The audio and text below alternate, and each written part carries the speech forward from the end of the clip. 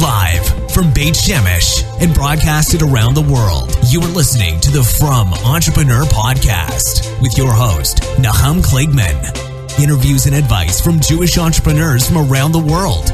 Listen, learn, be Matzliach. Welcome to episode 40 of the Frum Entrepreneur, and today I'm going to be talking about networking. Several things have happened in the past couple of weeks to me in terms of networking, and it's a topic that I'm very passionate about, and I think it's definitely something I want to discuss. I call this networking the good, the bad, and the ugly. There's been a couple of ugly incidents that has happened to me recently, and I wanted to share those stories and share my thoughts on them. At the same time, there's a lot of great things about networking, and the importance of networking in your business cannot be understated. So let's first talk about the good. Okay, so first of all, we know that people buy from people. It's about relationships.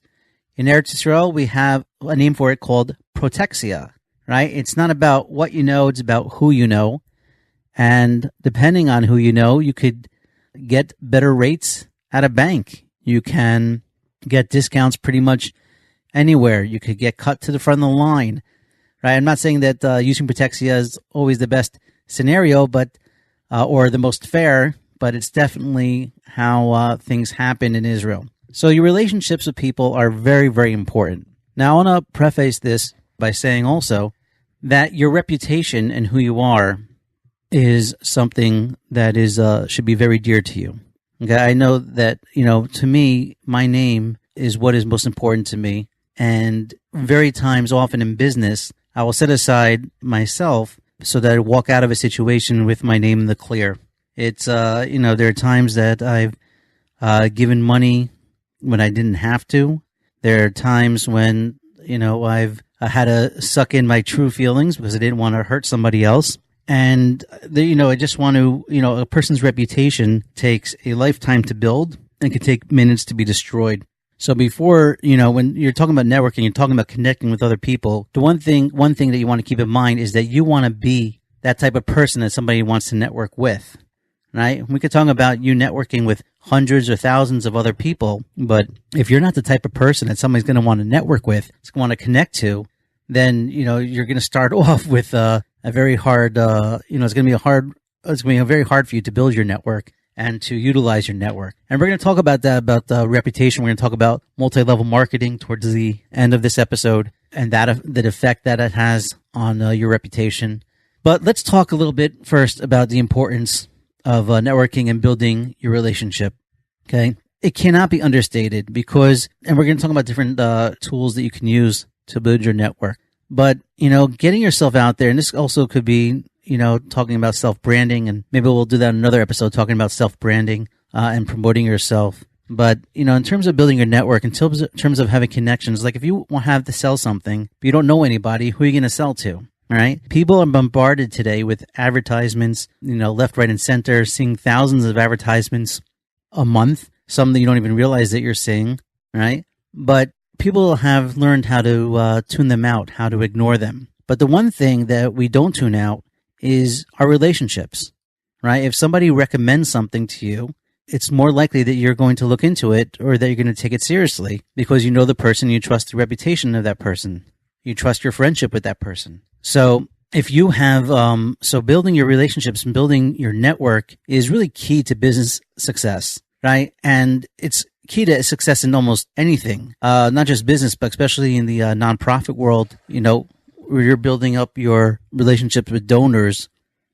Sometimes it could take years of building that relationship before you'll even ask that donor for money. And this is because people want to deal with people. Donors want to give to real people. They don't want to just give to anybody that asks them. Of course, some of them will. But if you want to get that big donation, it could take years and years of building your relationship with that person. And it's the same in business, right? You never know who it is that's going to be in a cause for a good business deal later on in life, right? And so for me, I always worked on myself. And sure, I'm naturally, I love people. Naturally, I love to help people. A lot of what I do and how I spend my time is about helping people. But this podcast is about helping people, right? I don't make money with this podcast. I do it because I did it for a couple of reasons. One, because there was so much more that I wanted to learn, and I wanted to connect with other Frum entrepreneurs. But two, I wanted to be able to give back to Frum entrepreneurs everywhere. And by listening to this podcast and hearing some of the stories and the feedback I've gotten, I've been doing this for more than a year now, and the feedback has just really been phenomenal. People that have reached out to me to tell me that they've learned something from an episode, that they've been inspired, that they found things that were interesting or things that they didn't know, or tricks or tools to help them grow their business. And to me, that's tremendous satisfaction. So, but always, even from, I mean, truth is, I've been an entrepreneur and doing business since I was 10 years old, whether it was shoveling snow or babysitting or selling baseball cards and, whatever I did to try and make money, until I got older or started a real business. So I was always worried or concerned about my reputation, and I always want people to like me. Who doesn't want people to like them? As a matter of fact, I mean, isn't that what social media is all about? People post something because they want people to like them, and people are very concerned when someone doesn't like them, right? And so for me, it was very important, and it's always been important for me, not from a business rule, but just from being a mensch, just from being someone who tries to serve Hashem and just the Torah way, is to treat people with respect and to always try to keep in mind how another person feels, right? And we're going to talk about that a bit more in this episode as well. Now, in previous episodes, we talk about niche and about if your business niche. And my business niche, I guess in terms of, my podcast or, the book that's coming out soon, The Frum Entrepreneur, or anything else I may be doing is the Frum world. And my consulting business as well is really the Frum businessman, the Frum entrepreneur. And there is an advantage when, to being a member of the tribe. And a lot of times, in my travels and, different parts of the world, when another Jew sees me and, sees that I'm Jewish, obviously because I don't know if it's the beard or the yarmulke or the combination, but, people come up to me and they'll let me know that, hey, they're also a member of the tribe. And there's great pride in that. And the truth is, if I meet a fellow Jew anywhere in the world, there's an automatic connection. It's not just that we say we're brothers. We actually are brothers, right? We are all one family. We all stem from the same one neshama. And we will all come from Avram, Yitzchak, and Yaakov. And so there is like an automatic connection no matter where the person's holding in life, whether you're from or you're not from. But just the fact that you're Jewish, there's an inherent built-in trust that people have for their fellow Jew. And not only trust, but an inherent desire to help someone else, to help out a fellow Jew. So if you're in the business world and you're working with fellow Jews and your clientele is fellow Jews, then I think you have a head start. I think you have certain advantages. And I'll tell you that one of the places that this has come up to me recently, and we'll talk about networking tools. Let's take the first one I wanted to talk about, and that's LinkedIn, right? LinkedIn, if you're in the business world, is probably the number one tool you want to use to meet new people, to connect with people, to connect with potential partners or customers, right? Now, I've been building up I've been on LinkedIn, I don't even know, like 5-6 years. And now I have, I think about 4,000. I'm LinkedIn with about 4,000 people. Now, of the 4,000 people, I would say about 75-80% of them are from Jews. And that is mainly because I've been reaching out and trying to connect with other Frum Jews. And on LinkedIn, it's the easiest thing to do because, if you look at my profile and you see, you clearly see that I'm a Frum guy. You could see that, I've been involved in different businesses and different ventures. And so when I reach out to people on LinkedIn and they're a Frum person, 99% of the time, they'll accept my LinkedIn request because they have nothing to lose. They don't know if, I'm trying to sell them something or not, but they see another Frum Jew and they say, hey, this is someone I want to be connected to. Maybe this person could help me with my business. Maybe I could help him with his. And so my LinkedIn has grown, by thousands, especially over the last year where I've been concentrating on building my LinkedIn connections, especially with Frum entrepreneurs and Frum business people around the world. And the amount of connections I've made and the business that I've gotten from that has been fantastic as well. And, when you link into somebody, normally they'll check out your profile, and it doesn't happen the majority of the time, but I'd say maybe, I don't know, one or two out of 10 will then, message me and say, hey, what are you about? Do you want to talk? Want to connect more? But plus, when I'm looking for something now, if I'm looking for a graphic artist, or if I'm looking for an investor, or if I'm looking for an accountant, and I could just do a search through my network, And then I'm able to, I have a built-in network of people who I inherently trust and I inherently want to help or be helped by. And it's, so LinkedIn has just been a fantastic tool for connecting with other Frum entrepreneurs and business people. So that's one tool.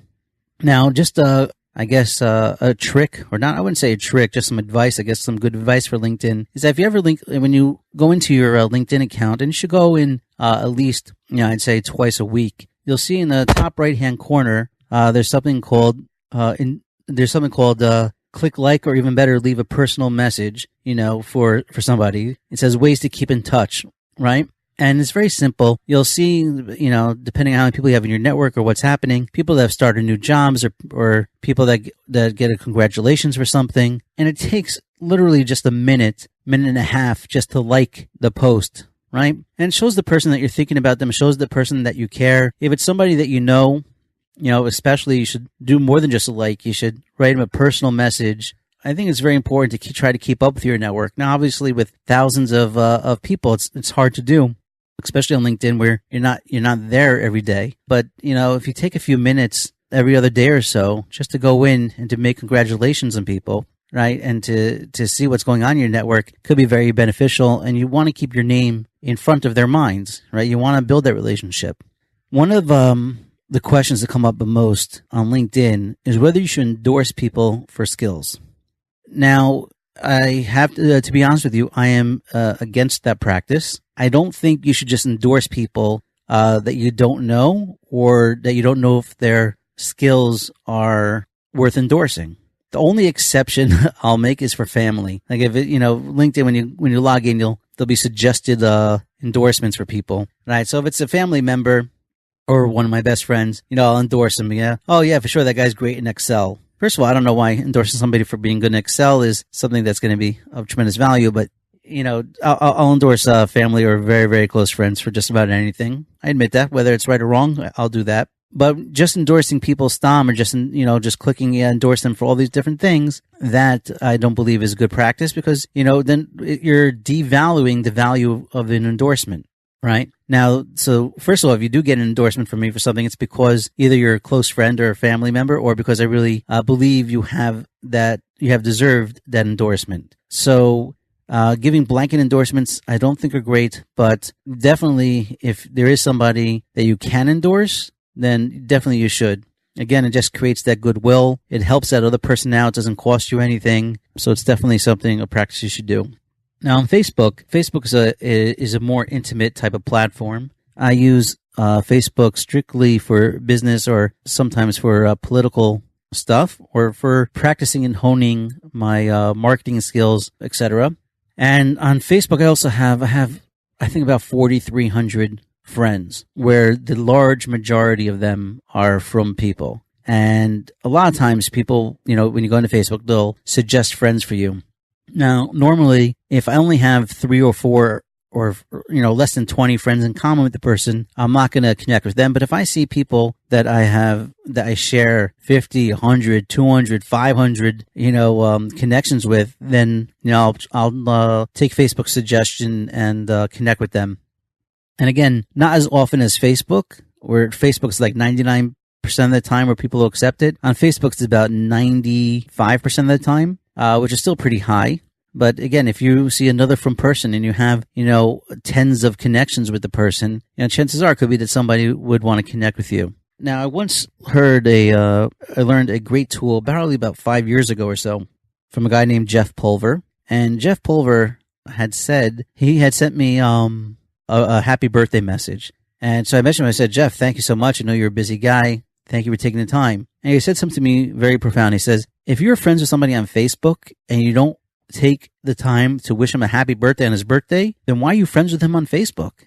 And that just made a lot of sense to me. If you cannot wish somebody that you're connected with a happy birthday on Facebook at least once a year, right? At least once a year, have that connection with the person, then why are you friends with him? And so every day, and of course around the holidays it gets a little tricky sometimes, but every day, one of the first things I do is I always wish happy birthday to my connections. And sometimes, it'll take a couple minutes. Sometimes there's, I have 15 people that have a birthday on that day. And almost every day, I don't think there's a day that I don't have somebody whose birthday it is. So, and it's a good way for me also to weed out maybe people that I know I don't want to be friends with, or that maybe I was friends with 10 years ago, but are no longer people that are in my niche, so to speak.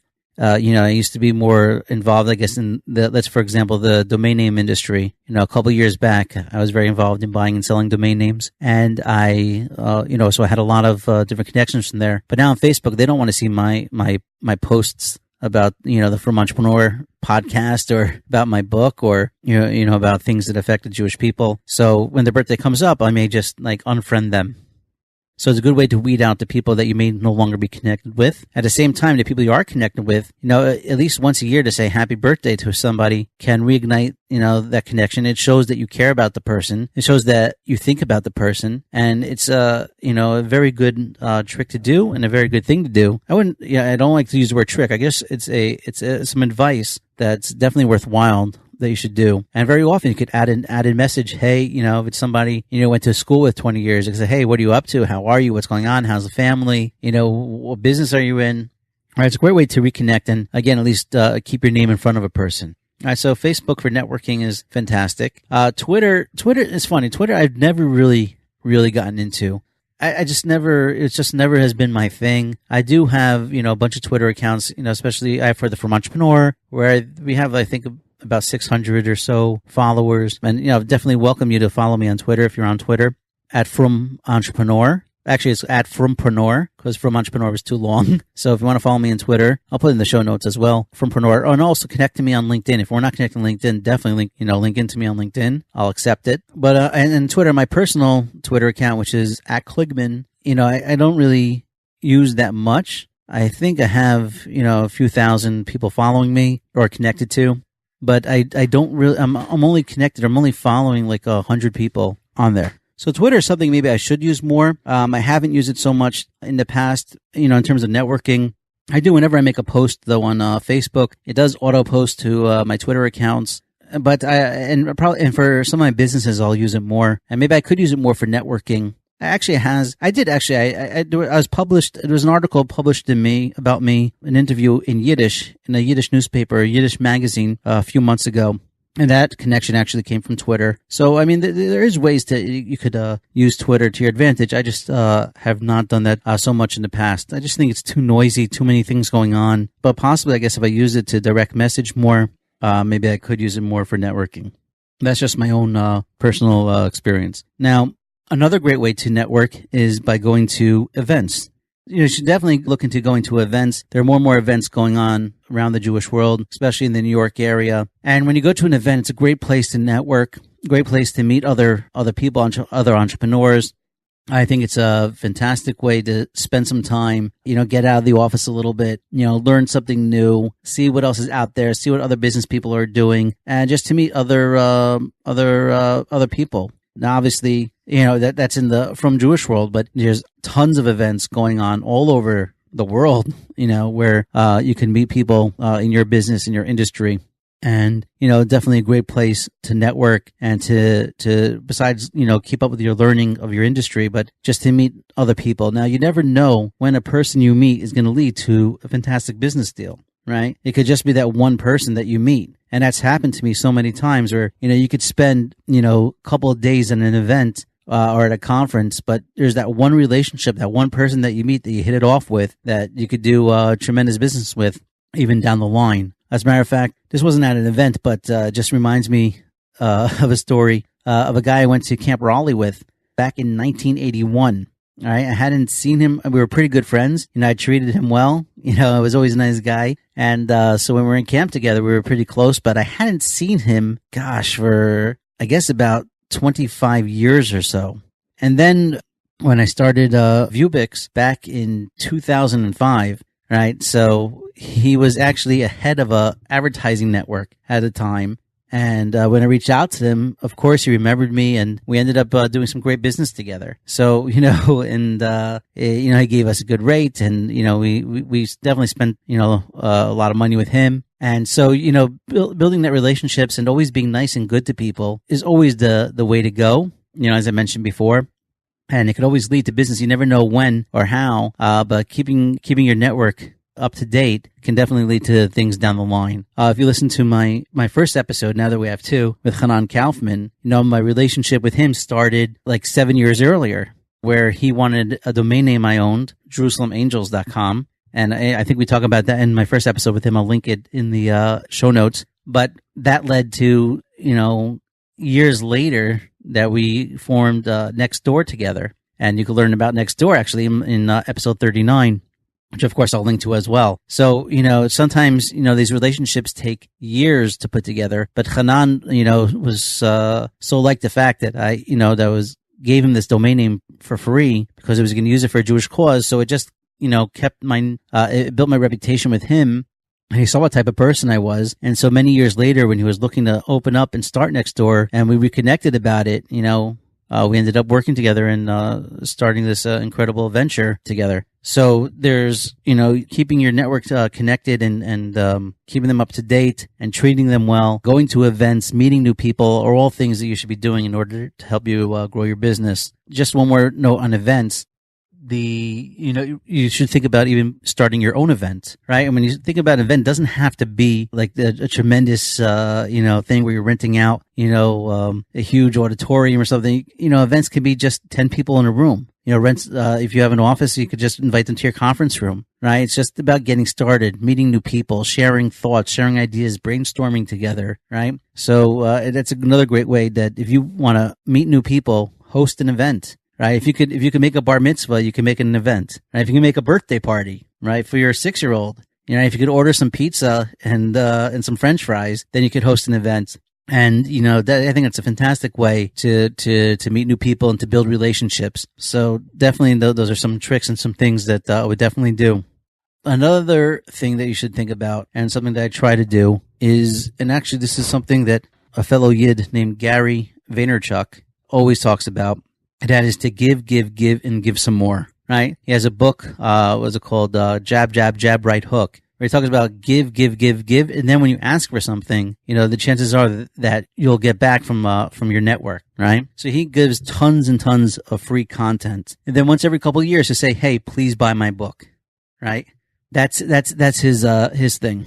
And he's genuinely, if you follow him at all, he's genuinely a nice guy. He genuinely likes to help people and he genuinely loves people, right? So, that's something that when you're networking and you're trying to get out there, helping people, especially helping your fellow Yid is such an important thing to do. But do it from your heart. Don't do it because it's good for business, even though it is good for business, right? But do it because you actually care, because you want to help people. Right? This podcast started because I wanted to help people. I wanted to help my fellow Frum entrepreneurs, right? My book that's coming out, and we'll talk about that in another episode when it actually comes out. It's at the printers now, actually, which is very exciting. But the reason I wrote the book was because, people are coming to me, and people come to me every week, every month, asking for advice and ideas. And I love helping people, and I love giving back and trying to help others. But the problem is there's only so many hours in a day. And so as much as I'd like to help every single person that contacts me, it's just not physically able to. And plus it's parnasa for me, since I do consulting, right? So, and a lot of times I'll still do it for free. Or if somebody, is in a bad situation, I'll definitely help them. I'll never say no. But I saw that in consulting for the last, 7 years or so, I saw that 80% of what I was telling people was some of the same, what was the same stuff, the same basics about branding, about marketing. And so I decided to write a book about that because I said, if I can't help everybody on a one-on-one scale, but if I write a book about it, then I could help many more people. And that was the idea of writing the book. It was about giving back. And so definitely, whether it's an article, whether it's content, whether it's just a chesed, making an introduction when appropriate, and I'll get to that a little bit later, but trying to help somebody out, definitely are things you should be doing and looking to do. And don't worry about getting anything back. It's not about getting anything back. It's not about I'll do for you if you do for me. Try to do things because you know it's right. Try to do things because you genuinely want to help people. Don't worry about what happens afterwards, or even if you get a thank you, don't ever expect a thank you. Of course, you should say thank you. Of course, you should have a karas tov. A karas tov is a huge thing. But if you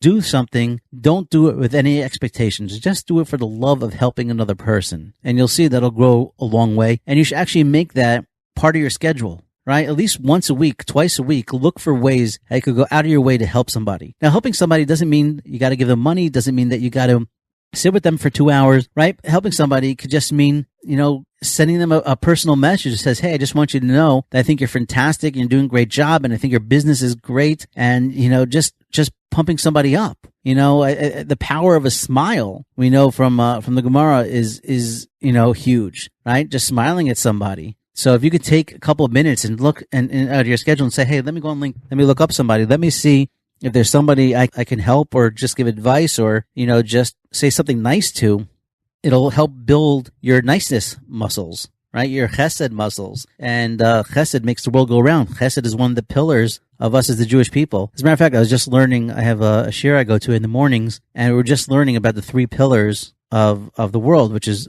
Torah, Gemilas Chasadim, and Avoda, right? And the Gemara says, so Avoda, I don't know, my Rebbe was quoting, I don't know if it was the Ben Ish Chai, who he quotes a lot, or if it was Rav Brevda, but today, of those 3 pillars, Avoda we don't have, because Avoda, even though it's represented today by davening, by tefillah, but really Avoda meant the karbonos in the Beis Hamikdash, so we don't have that. When it comes to Torah, he says even Torah today, we just have like the dust of Torah. We don't even have the deepness and the breadth and the real koyach of Torah that we had, back, when we got out of Torah from Sinai, right? He says the only thing that we have today, maybe he was quoting the Gra, I don't remember. I'll try to find it and put it in the show notes, but the only thing we really have today in its purest form is Gemilas Chasadim, right? Helping out somebody, doing a chesed, that has the same koyach today as it has since the beginning of time. And so, as from Yids, as from entrepreneurs, as from business owners, we have, hundreds of opportunities a week to help other people and to make a Kiddush Hashem, to, do something not for the sake of anything in return, but just because you want to help somebody. And so, obviously, it's good for networking, it's good for your reputation, and it's good for yourself as a Yid. But forget the mitzvah that you have involved in that is just tremendous. So always try to look for ways how you could help somebody else. That's also a huge part of networking. Okay, and one other important part in the good, right, before we get to the bad and then the ugly, is it's important to treat your audience and your network with respect. And what do I mean by that? Always use the rule, don't do unto others what you don't want done unto you. Meaning, if you don't like to get spam, don't spam somebody, right? If you don't want to see advertisements that don't really affect you, so don't put advertisements to other people, on other people. For example, on my websites, I don't have advertising. Even though I could put an ad network on there, and I could, try to make nickels and dimes. But I say to myself, I want to create a good user experience. I have people that they're coming to my website, they're reading my posts, they're listening to my podcast. I don't want to harpoon them with advertisements when I want to give them a good experience, right? The $5 or $10 I'll make on a couple of clicks is not worth it to, have someone have a more negative experience, or that they shouldn't enjoy or focus on what they're coming to the site for.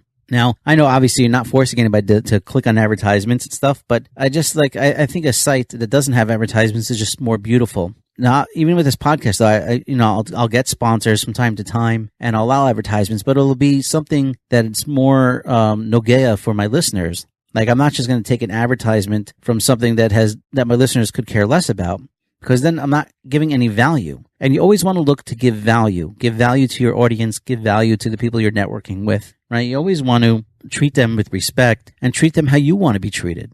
All right, so that's also something very important to keep in mind. And when we get to the ugly, I'll give you a couple of bad examples of this.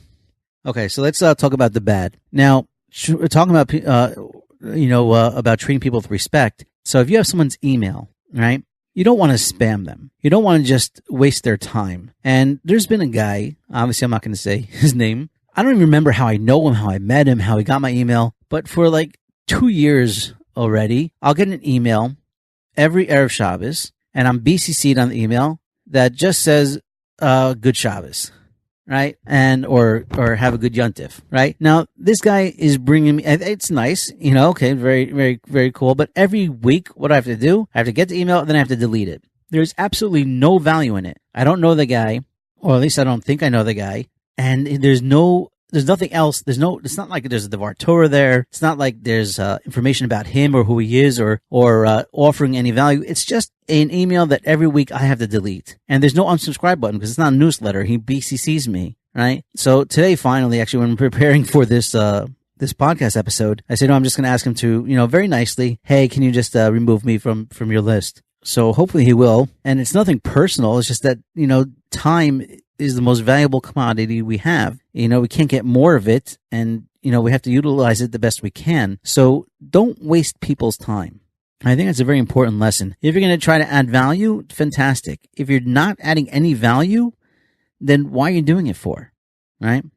So now, but when people do reach out to you, and you have ways for people to reach out for you, like, on my websites, I have a way for people to contact me. If someone is going to go and take their time to contact you, if they're going to ask you a question, if they're going to even just make a comment, I get a lot of people that tell me how much they're enjoying my podcast, right? Respond to them.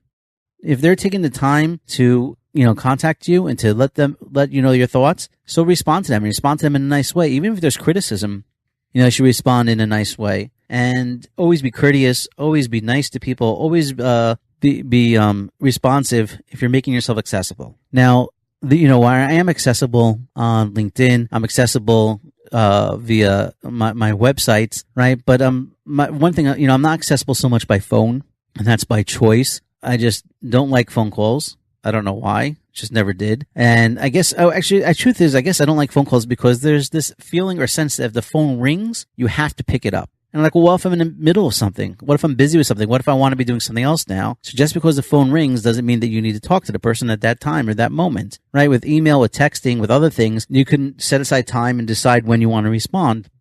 But when the phone rings, like my family knows, first of all, I never pick up my house phone, right? And my family knows that if someone calls me, they should take a message from me. And if it's important, I'll get back to the person.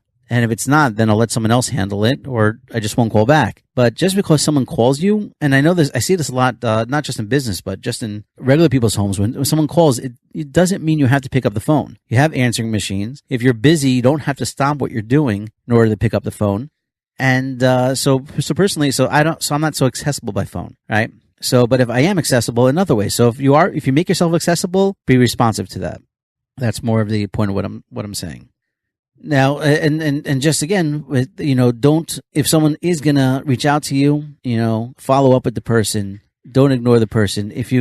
So if people come to you and they want to, if they say to you, hey, I want to come, I want to speak to you, I want to pick your brain, I want to get some advice from you. And you say, okay, get back to me next week. So get back to the person, right? Always be responsive. Don't just leave the person hanging. Again, these are just things not to do. Don't be bad. Be good, right? But now let's get to the ugly. An incident happened to me recently, and I thought about it deeply, and it really irked me. Obviously, again, I'm not going to use any names, but somebody reached out to me and said, hey, I want to meet up. I see you're an entrepreneur, and I want to, let's meet up for coffee and let's talk. I said, fine, sure. I always like meeting new people, even though I'm busy. He didn't tell me exactly what his agenda was, but I figured, he looked like a nice guy, and so I decided to be with him. We went for coffee. And at the meeting we met for coffee, he just said, okay, what I'm doing, I'm just trying to expand my network, blah, blah, blah.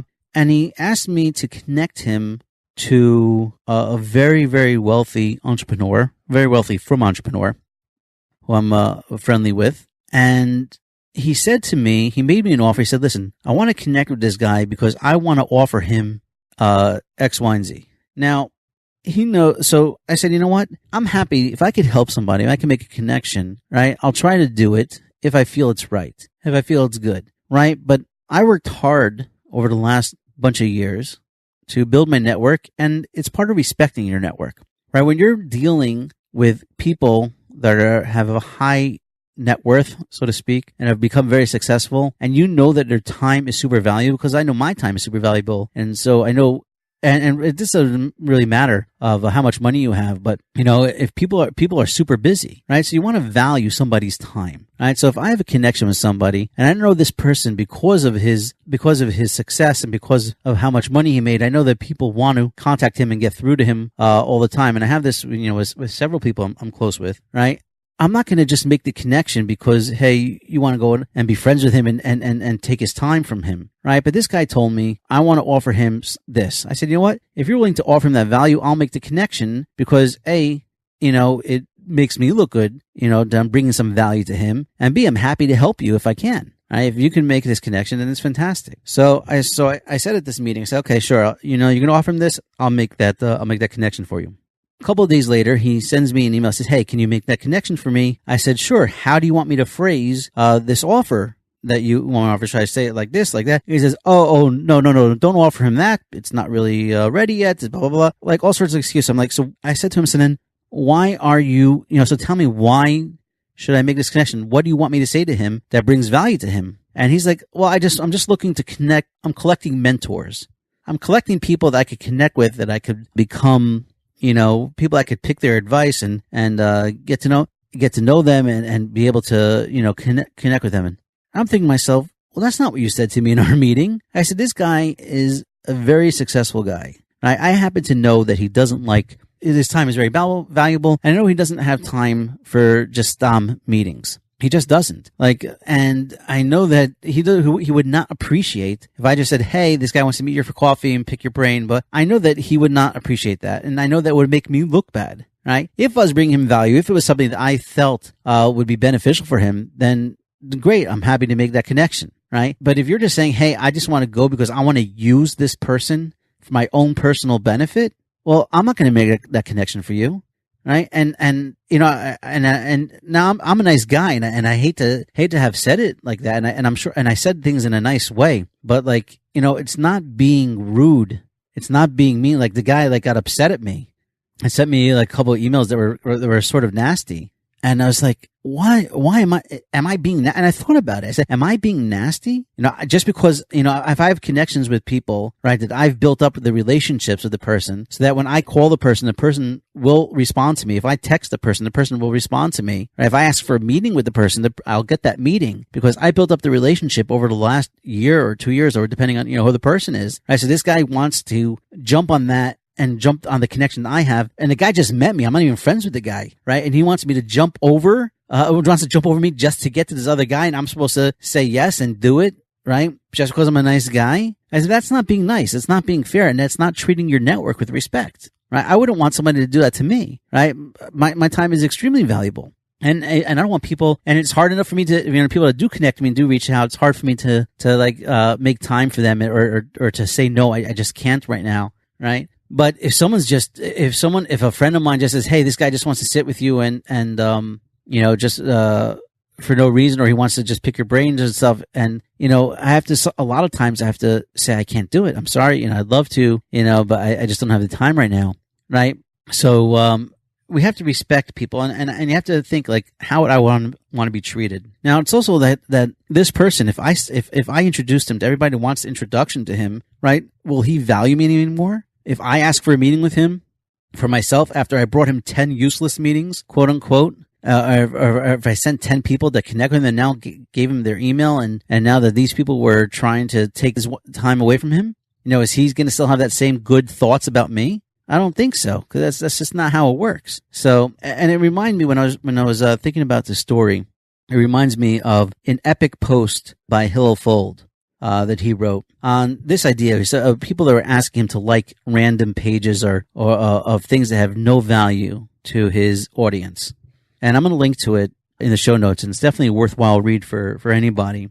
But one of the quotes that he says there, he says, so let's break this down for a second. You want me to take this network, which I spent years building, and spam them by promoting a cause which is in no way connected to the reason they so loyally follow or read my content, right? And it's an important point. And, people, I can't tell you how many times this happened to me, or people will say, private message me on Facebook and say, hey, can you like my page? Can you like my page? And you know what? To be honest with you, a lot of times I'll like the person's page. Now, I'm not asking you to come in and ask me to like your page, but I'd say about more than half the time I'll do it just because I have nothing to lose. And if it makes the person feel better, if it gives them a little smile, and I don't follow the content, there's a way to unfollow that page, so I'll never follow the information of the page. But if it takes me a second and I could do that for the person, then I'll do it, right? But a lot of times I'll get somebody to ask me, hey, can you post this on your page, meaning I have an audience of thousands of people, and I try to give them good quality content, and it's something that Hillel talks about also, right? Why would I post something that has zero value to them? Right? And if I did that every single time, then when I do post something from my own business or, something that I think will be valuable, I'll get ignored, right? So I think, definitely read Hillel's post.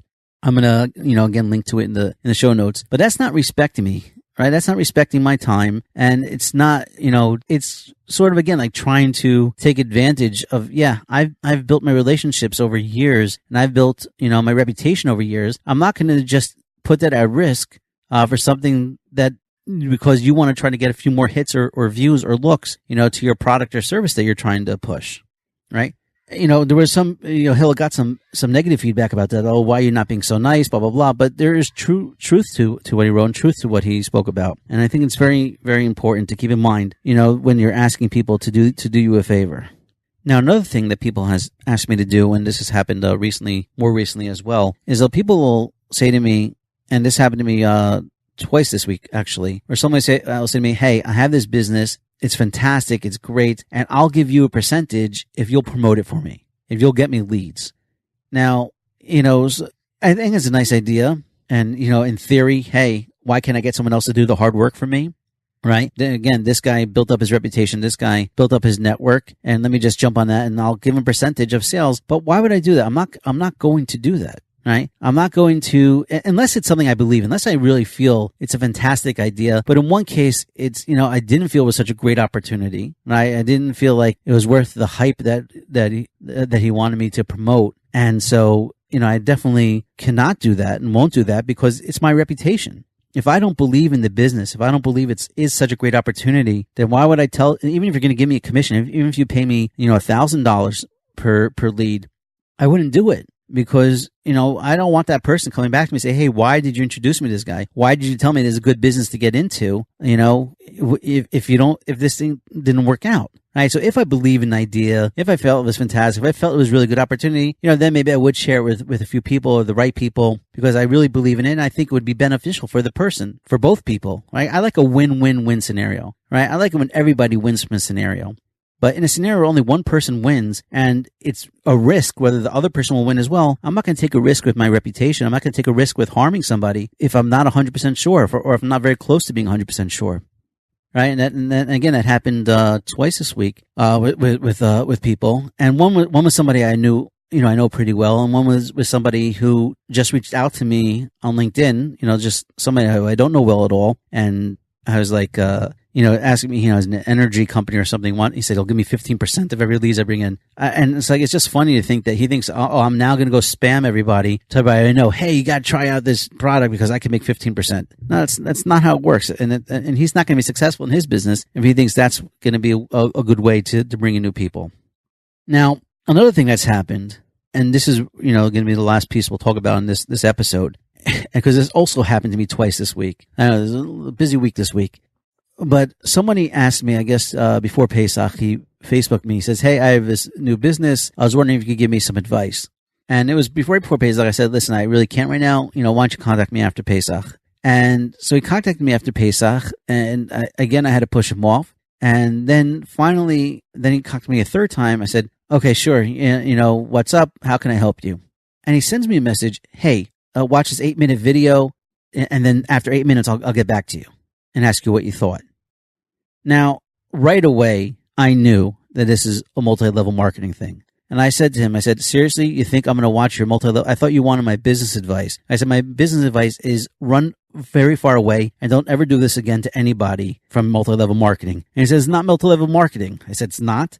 I click on the link, and of course it's a multi-level marketing company. And I had, I unfriended this person after telling him. And actually, this time I wasn't so nice because the multi-level marketing thing really, really annoys me.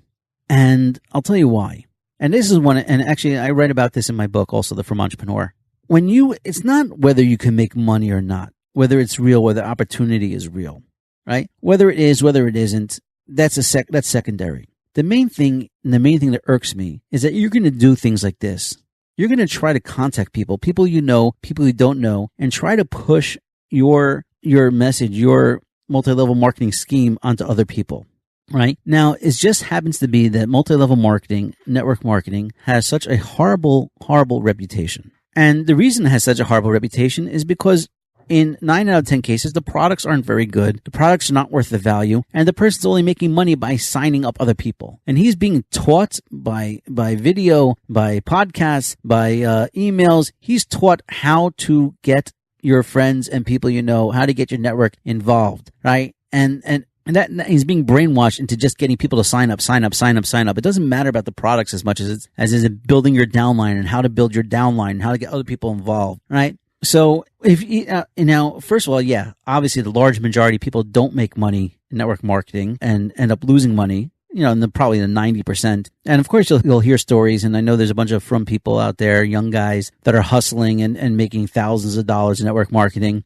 But is that really worth the risk to your reputation? Yeah, you have, those few guys that are getting cars. Okay, it's not very hard to lease a luxury car today for $400 a month, right? So, but and I'm not going to say people are not making money. Yeah, so you'll have a few people that are making money, right? But is that really what you want to base your career after? Do you want to be the guy who, when you approach somebody, they automatically have a negative feeling about you, or they automatically think, oh, this guy just wants me in his network. Oh, he just wants to pitch me, right? It's not worth risking your reputation, right? If you don't want to become that guy in shul that people avoid, or that guy, when he calls you, you don't want to return the phone call, right? Because these guys in network marketing are being trained yomam v'layla to get you into their system, right? And that's all they think about is their system. They're trained to think about it 24/7, and even, on Shabbos, they gotta, you have to work extra hard to not think about it, right? But if you've ever been part of a network marketing company, you know that they are skilled and trained into pumping you up and to motivating you and to getting you thinking and to how to deal with people